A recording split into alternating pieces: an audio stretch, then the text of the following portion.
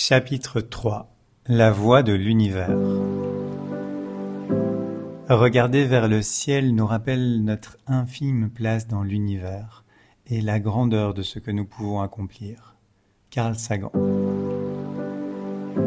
La transition de Joy de l'agitation quotidienne à la tranquillité exotique de Chiang Mai se fait sentir dès les premiers instants de son voyage. Alors qu'elle regarde par la fenêtre de la navette qui l'amène à son hôtel, elle est immédiatement captivée par la beauté sauvage de la région. Les vallées verdoyantes s'étendent à perte de vue, entrecoupées par la végétation dense et luxuriante typique du nord de la Thaïlande. Des forêts denses de teck et de bambous s'étirent sous le ciel bleu éclatant, leurs feuilles vibrant dans la brise légère. Le paysage est parsemé de rizières en terrasse, leurs niveaux ondulants formant un patchwork vert brillant sous le soleil de midi. Des montagnes majestueuses se profilent à l'horizon, leur sommet enveloppé de brume ajoutant une aura de magie à la scène. Alors que la navette continue son chemin, Joy aperçoit des éléphants se promenant avec nonchalance au bord des routes. Parfois, accompagnés de leurs cornacs, ils se déplacent paisiblement, leurs grandes oreilles battant doucement, ajoutant une touche zen à ce paysage déjà féerique. Leur silhouette imposante et gracieuse crée un contraste saisissant avec les quelques mobylettes qui les dépassent. Joy se demande comment des mobylettes dans un tel état peuvent encore rouler sur les routes si chaotiques de la région. Cela aussi ressort de la magie, se dit-elle. Le chauffeur de la navette, un homme d'une quarantaine d'années au sourire chaleureux, remarque l'émerveillement de Joy. « Vous semblez apprécier la vue, madame, dit-il avec un accent thaïlandais marqué. « C'est absolument magnifique, répond Joy, les yeux brillants d'excitation. Chiang Mai est vraiment un endroit spécial. Pouvez-vous m'en dire un peu plus sur cette région ?» Le chauffeur acquiesce, ravi de partager l'histoire de sa terre natale. Chiang Mai est connue comme la Rose du Nord. Elle a été fondée en 1296 par le roi Mengrai. C'était la capitale du royaume de Lana, un ancien royaume thaïlandais. La ville est riche en histoire et en culture, avec des centaines de temples bouddhistes appelés Wat.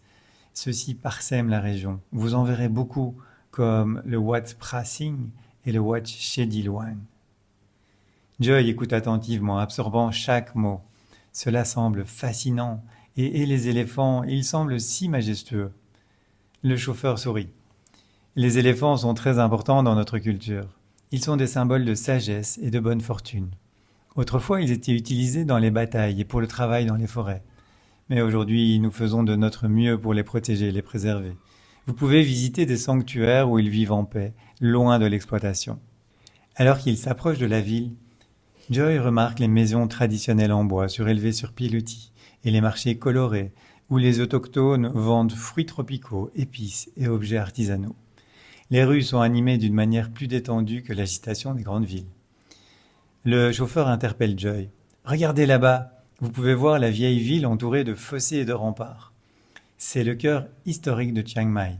Chaque année, nous célébrons le festival de Yipeng. Milliers de lanternes sont lâchées dans le ciel nocturne. C'est un spectacle à couper le souffle. » Joy est enchantée par cette description. « J'adorerais assister à cela. » « Ben vous avez de la chance, madame, répond le chauffeur avec un clin d'œil. Le festival a lieu dans quelques jours. La navette arrive enfin à l'hôtel. Joy descend, remerciant chaleureusement le chauffeur pour ses histoires captivantes. Elle est impatiente de commencer cette nouvelle aventure, imprégnée de la beauté et de la sérénité de Chiang Mai, prête à explorer tout ce que cette région magique lui offrira. Son hôtel, le Tao Garden, est un véritable havre de paix. Dès son arrivée, Joy est frappée par l'harmonie du lieu. Des jardins minutieusement entretenus, une piscine scintillante sous le soleil tropical, et une petite rivière qui serpente doucement à travers le complexe crée une atmosphère de paix complètement absolue. Après s'être installée dans sa chambre, Joy décide de profiter pleinement des installations de l'hôtel. Elle commence par une session de yoga revigorante sur une terrasse donnant sur les jardins, suivie d'une méditation profonde. Pour compléter son après-midi de détente, Joy s'offre un massage thaï traditionnel, connu pour ses bienfaits à la fois physiques et spirituels. Le massage alliant pression et étirement aide Joy à relâcher toutes les tensions accumulées et à harmoniser son énergie corporelle. Elle finit par s'endormir sur la table de massage. Le soir venu, Joy descend dîner seule au restaurant de l'hôtel. Assise à une table face à la rivière éclairée par des lanternes flottantes, elle laisse son esprit vagabonder. Malgré la beauté et la paix qui l'entourent, une mélancolie s'installe. Elle réalise qu'au-delà de ce voyage, elle ne sait pas réellement ce qu'elle souhaite pour son avenir. Un projet caritatif, oui, mais lequel? Les possibilités semblent infinies. Aucune idée ne se détache clairement. Elle se sent à la croisée des chemins, incertaine de la route à prendre. Immergée dans cette réflexion profonde, au cœur de ce cadre idyllique, Joy ressent le besoin de se retrouver un but plus grand, une contribution significative au monde qui résonnerait avec sa quête de sens et d'équilibre. La nuit tombée, Joy décide d'aller se promener dans les jardins afin de profiter des sensations de la jungle avant d'aller dormir. Elle choisit un tronc d'arbre pour s'asseoir au calme et se donner un dernier instant de réflexion sur son avenir. Juste devant elle, un vieil homme assis dans l'herbe semble méditer sur les étoiles. Intriguée, Joy s'approche timidement. L'homme sent sa présence, mais ne bouge pas. « Bonjour, je m'appelle Joy, et vous ?» L'homme ne répond pas.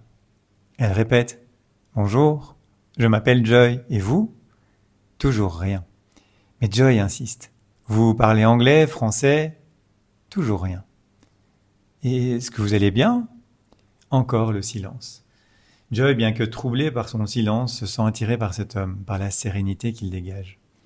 Elle s'assied à ses côtés en tailleur et commence à regarder le ciel. Après un bon quart d'heure de connexion avec les étoiles, elle se sent voyager dans l'univers à travers les galaxies comme aspirée. Amusée, elle tente une nouvelle fois de briser la glace avec un peu d'humour en français, s'imaginant que l'homme ne me broncherait certainement pas. « Moi, je viens de quitter la Voie lactée et je me dirige vers Orion. On y va ensemble ?» À sa plus grande surprise, l'homme plonge ce regard dans le sien et répond avec un sourire en coin, mais avec plaisir. Joy, surprise, ressent une curiosité exaltante. « Vous parlez français ? Vous connaissez Orion alors ? Vous avez voyagé à travers l'univers ? Vous y connaissez dans les étoiles ? Pourquoi je me sens attiré par Orion ?» Ah, enfin des questions qui éveillent vraiment l'intérêt, sourit-il. Et l'homme commence à lui donner tout un cours d'astronomie. Il s'appelle Kun Tinao. Il lui explique qu'il a fait un master en astronomie à Harvard. Il s'intéresse de très près aux étoiles et à tous les phénomènes liés à l'impact des étoiles sur la planète et l'être humain. Certaines personnes sont attirées par des constellations parce qu'elles sont nées sous leur influence. Ce sont les constellations qui étaient au-dessus d'elles ou en dessous d'elles, à l'est ou à l'ouest, au moment de leur naissance. D'autres croient que leur esprit provient d'ailleurs, d'une autre galaxie. Quoi qu'il en soit, laisser notre esprit voyager dans les étoiles fait du bien. Cela nous permet d'améliorer notre vision des choses, notre connaissance de l'univers. L'univers est rempli de magie et attend patiemment que notre intelligence s'affine. Quelques instants durant, Joy reste absorbée par la voûte étoilée, chaque étoile semblant lui murmurer des secrets anciens. Une sensation de clarté l'envahit soudain. Ça y est, je sais. Je ressens un appel profond à contribuer à l'équilibre de la planète et améliorer le comportement de l'humanité. Maintenant que mon avenir matériel est assuré, ainsi que celui de mes proches, j'aspire à jouer un rôle plus significatif pour le bien commun, c'est cela, se murmura-t-elle à elle-même, une lueur nouvelle dans les yeux. Kun Tinao, percevant ce moment de révélation, se tourne vers elle avec un sourire sage. « Je vois que tu es connecté, que tu trouves ton chemin parmi les étoiles. Tu comprendras bientôt que les étoiles et nous ne formons qu'un. Si tu te sens prête, rejoins-moi demain matin à l'aube pour une méditation spéciale. Je t'apprendrai comment te laisser guider par l'univers et non plus seulement par ton intellect. » D'un bond surprenant pour son âge et sa stature, Kun Tinao se lève et disparaît rapidement dans les ombres du jardin. Joy reste légèrement abasourdie par la rapidité de son départ. Elle chuchote dans le vide « Bonne nuit », alors que Kun Tinao a déjà fusionné avec la nuit noire, laissant derrière lui un frémissement dans l'air comme l'écho d'une promesse d'aventure. À l'aube, Joy retrouve Kun Tinao en pleine méditation, assis en position du lotus serein devant un vieux manguier.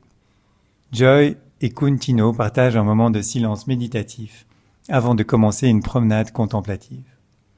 Kun Tinao encourage Joy à établir une connexion plus profonde avec la nature, à écouter les réponses de son cœur plutôt que les bruits de son esprit. Pose-toi la question, comment démarrer mon projet. Et laisse l'univers te guider, conseille Coutinho. Joy s'exécute mais retombe rapidement dans ses habitudes, listant à voix haute des actions concrètes. Contacter une ONG, faire des recherches sur Internet, peut-être même lancer ma propre organisation. Coutinho l'interrompt avec douceur. Non, non et encore non. Laisse l'univers te guider, pas ton agenda. Il explique l'importance de lâcher prise sur le mental pour plonger dans une écoute intuitive de l'univers. La vraie guidance émerge lorsque l'on se détache du comment, de la planification, de la compréhension du chemin. Ceci afin de permettre l'univers de nous montrer la voie, sourit-il. Joy, bien que frustré par ce conseil qui semble défier toute sa méthode habituelle, se laisse tenter par cette nouvelle approche. Elle tente à plusieurs reprises le jeu de questions-réponses proposé. Mais à chaque réponse, Coutinho reprend par un « non, recommence ». Leur promenade se poursuit et Joy commence à ressentir une connexion plus authentique avec elle-même et son environnement. Coutinho, observant son évolution, suggère de s'asseoir près d'un ruisseau. Écoute le murmure de l'eau, observe les arbres, sens l'air, laisse la nature t'inspirer. L'intuition n'est pas un plan d'action, c'est une ouverture à recevoir ce qui est juste. Joy ferme les yeux, inspire profondément, et pour la première fois depuis longtemps, elle se sent vraiment en paix, prête à recevoir les messages de l'univers. Alors qu'elle s'abandonne à cette nouvelle sensation, un coup de bâton sur son crâne la fait sursauter. Coutinho éclate de rire. « Non, non, non, jeune padawan, l'univers qui t'apporte les réponses est devant toi, devant tes yeux, pas dans ta tête. L'intuition se manifeste dans l'instant présent. Quand tu poses la question, ton cœur te transmet l'information plus vite que ton cerveau. » Perplexe, Joy tente encore. « Comment puis-je démarrer mon projet ?» Son regard se pose sur un arbuste décoiffé. Elle lance à Coutinho, moqueuse. « En allant chez le coiffeur, peut-être ?»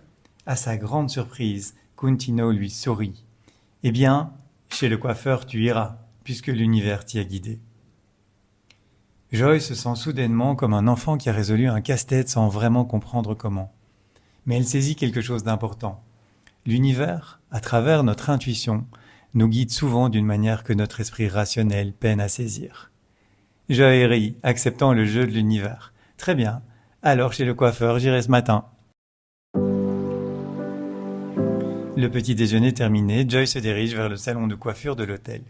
Là, tout en posant sa question intérieure sur comment démarrer son projet, ses yeux tombent sur un prospectus coloré posé sur la table basse du salon. Découvrez Doi Intanon, la montagne la plus haute de Thaïlande. Intriguée et inspirée, elle décide sur un coup de tête de s'inscrire pour l'excursion prévue le lendemain. Le reste de la journée, Joy se prélasse au bord de la piscine, un carnet à la main. Elle dessine et note méthodiquement les contours de son futur projet, utilisant les techniques de visualisation qu'elle a apprises au Maroc. Sa vision est désormais claire. Elle veut contribuer activement à aider l'humanité et au bien-être de la planète. Immergée dans ses pensées, elle imagine plusieurs scénarios où elle pourrait faire une différence. Premier scénario, reforestation. Elle se voit organiser des campagnes de plantation d'arbres, collaborant avec des écoles pour éduquer les jeunes à l'importance de la biodiversité. Scénario 2. Éducation à l'environnement. Joy envisage de financer des programmes éducatifs pour sensibiliser les communautés aux pratiques du développement durable. Scénario 3. Protection des espèces menacées. Elle imagine travailler avec des réserves naturelles pour aider à la protection et à la reproduction des espèces en voie de disparition. Scénario 4. Nettoyage des océans. Joy coordonne des opérations de nettoyage des plages et des océans, mobilisant des volontaires à travers le monde pour réduire la pollution plastique. Après une journée riche en découvertes et en introspection, Joy se retrouve allongée dans son lit, enveloppée par la douceur de la nuit thaïlandaise. Elle tient son téléphone à la main, le cœur léger et plein d'excitation pour les aventures à venir. Elle décide de partager ce sentiment avec Marc. Ses doigts dansant sur l'écran tapent un message avec une aisance qui trahit son enthousiasme. « Mon amour, je ne sais même pas par où commencer. Chaque instant depuis mon arrivée ici est comme un fil d'or tissé dans le tissu de mon destin. Hier soir, sous un ciel étoilé digne d'un conte de fées, j'ai rencontré Coutinho, un sage incroyable.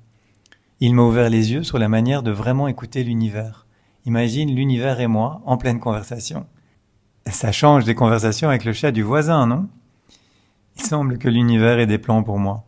Tout cela commence de la manière la plus inattendue. Et je te raconterai tout en détail, sache que je me sens déjà transformé. La magie opère vraiment ici, et je suis certaine de ce que je veux faire. J'ai l'impression que tout est possible maintenant. J'espère que tu ressens aussi un peu de cette magie, même à des milliers de kilomètres de moi.